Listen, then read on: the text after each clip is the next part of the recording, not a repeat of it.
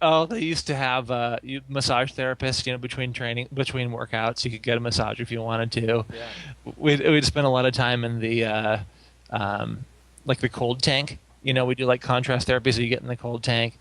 They would make you rehydrate, like they weigh you before the workout, and then they would weigh you after the workout, and you had to drink a certain X amount to get back up to your weight.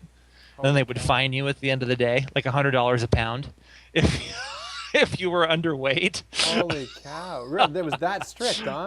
Yeah, yeah, it That's was crazy, incredible. man. You should have seen the fines. That's a whole story for another day. But Yeah. Holy cow. That's wild. but yeah, it was pretty wild. Yeah, so but they were pretty strict about it. I mean, in fact, the couple years that I was in, one year to the next year, they actually changed the rules about like double days and how many practices you could have in pads and stuff. Right. And when I was in college too, it's amazing actually how things changed from that standpoint. Like when I was in high school, my coaches would still not give us water. Like they give me salt tablets.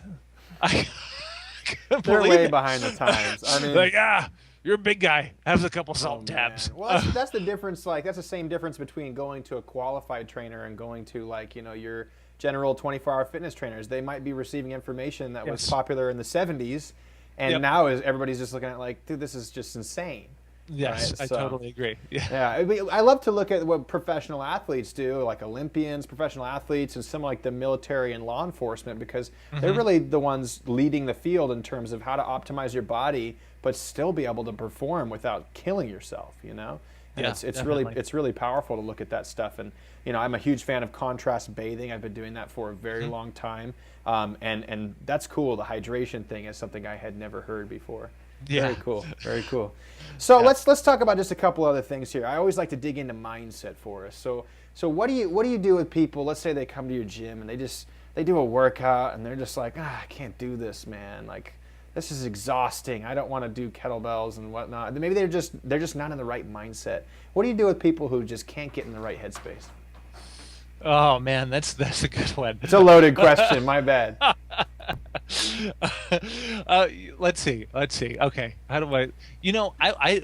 To be honest, I try to get people in my gym that really are like on board and excited about it and ready to go. You know what I Sure. mean? I mean, of course, you can't, Yeah. control that 100%. But like when I started, now at this point, since we have, a lot of stuff going on. We got a full client load. I got other trainers that are helping me out and stuff. I can afford to be a little bit more selective. Like at Sure. the beginning, I was like, "Hey, the doors are open. Please come in, train." Yeah. Anybody. Yeah, Anybody. but yeah. So I would say definitely I would try to get, and I think just the other day, because my wife is actually also our office manager and does assistant trainer and stuff. She works here too, and she's like, you have a really cool group of people that are like really into working out hard and really want to be there and stuff. But I would say, um, so we do like hardly any one-on-one training, but I will do like 5 sessions a week, just a tiny bit, Sure. a little bit. So this morning I actually had a woman that's a one-on-one client. It's interesting that you asked this, and she's like, "Oh, I have all these other things going on in my life. I just can't motivate myself." We're meeting like every other week, and she wants me to like build a program for her, and then we come back and revisit and stuff. Oh God, I hate doing that. So, I hate doing that, man. so Oh my God. Go on. so anyway, so we do that, and she's like not really doing the program and stuff, not Yeah. following it like she should be, and so basically, anyways, so she's like, well, what can you do to help me get motivated and help me do something? And so what I did is I actually just gave her something very small. I said, like, what do you know with 9 out of 10 confidence? Like, what can you commit to doing on a daily basis? Is it 10 minutes worth? Yeah, Is it something. 15 minutes worth? Like something that's a slam dunk that you can actually do. So we decided it was 10 minutes. So I gave her a tiny little joint mobility and some other stuff she can do, get herself going. And the thing is, once you start, a lot of times you feel better and you want to keep going. Yeah. Yeah. That's I know for me, like when I have trouble motivating myself, I'm like, all right, I'm just gonna start. I'm just gonna start doing the workout. I'm gonna schedule it in, and I'm going to do it, even if I don't really feel like doing it for today. And then I'm ready to rock about 10 minutes into it. Yeah. Totally. So I mean, that's a little more surface level. It's not getting like totally deep into the mental stuff. But I'm just looking for the way people do things, and that's great. I think it's important for people, especially if you're listening to this call and you're one of those people who's like, God, I only got in like one workout or whatever this week. Like, meet yourself where you're at, and don't be mad about it. If all you got is 10 minutes to do some joint mobility and some kettlebell swings and some squats or something like that, like that's better than going and sitting on your couch and playing the woe is me game because you didn't get your 45-minute workout in. You know what I mean? That's the thing. I mean, a lot of people. That's exactly it. Like people are like, oh well, if I can't work out for a full hour, then I'm not going to do it. Yeah. And just forget it. And I'm like, that's not a good mindset to have. You can get a lot done in actually a pretty short amount of time. Yeah. If you just got to be obviously intelligent about programming your workouts and know what you're doing and how to get the most out of it. Well, I always like to ask people who question the 10-minute thing, like, okay, well, how strong do you think you'd have to be to hold a freestanding handstand for 10 minutes?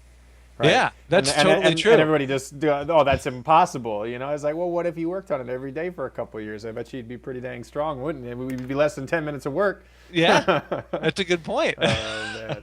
Yeah, you can get a great workout in 10 minutes if you know how to program it correctly. That's for sure. Mm-hmm. Well, let's close up on some stuff. So what do you personally do, Forrest, to stay successful, to stay focused? I mean, you got the boot camp, you're running some online stuff.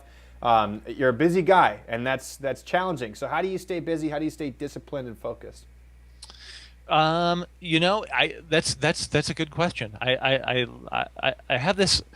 I don't know. I think I have this like internal drive, and I'm always wanting to add more value to the world and help more people. And I think like at the end of the day, I'm sure how this goes sometimes too. Like you're running a business, you get stressed out. You're thinking, oh my gosh, I got all this. So, especially with a gym, you have overhead, you have employees, you got to make your payroll, all this different stuff. And but then I think, what, I have to shift my mindset to the basic concept of like adding value out into the world. I know that like if I'm 100% focused on that, 100% focused on training for the reason that I got into it, and that's like helping people change their lives and helping them get better and helping them improve their lives in a lot of ways, whether it's just as weight loss or feeling better or being able to, play with their kids again, or like be able to, lose weight and get up off the floor and go hiking or do whatever they want to do.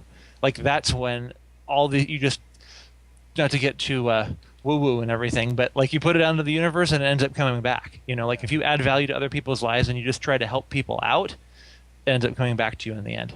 You can't get too woo-woo over here, my man. Trust me, we had some crazy folk on the call before, so okay. You're holding it down. No worries. Well, that's awesome, man. I completely agree. Just finding that passion and driving yourself forward because of that passion is so powerful. And if you're doing something that you don't love, you won't do it. And that's with workouts and with your job or anything. So that's pretty powerful information. Well, Forrest, I appreciate you coming on the call. Any last words to share with our people? Anything? What you've been up to lately? Let's see. Well, like what do I got going on with? Yeah, what do you got going on with your businesses and things like that? Let's see. I'm continuing to grow the gym and continuing to spread the word in Sacramento. Okay, and if you guys are in the Sacktown area, be sure to go check out that's right, out Forrest over there. Yeah, we got lots of cool stuff going on. We're growing every month. We got charity events we do every quarter. We got a big kettlebell workshop coming up this weekend, all kinds of workshops and stuff. So cool. Lots of opportunities for people to come check it out. Like I mentioned earlier about the kettlebell challenge workouts, I got a whole program based on that concept that's coming up pretty soon. Cool. That's going to be ready for release soon, so people can keep an eye out for that. Cool, brother. Awesome. Yeah. Awesome. So, yeah, that's about it. Things in the works in the kettlebell universe of Forrest Vance. You got to love it. Yeah, awesome, that's right. Man. Well, thanks so much for your time. Someone's that bastard. Thanks so much for your time, my man. I appreciate you getting on the call. Absolutely. Happy to be on it, Kyler. Appreciate it. Cool.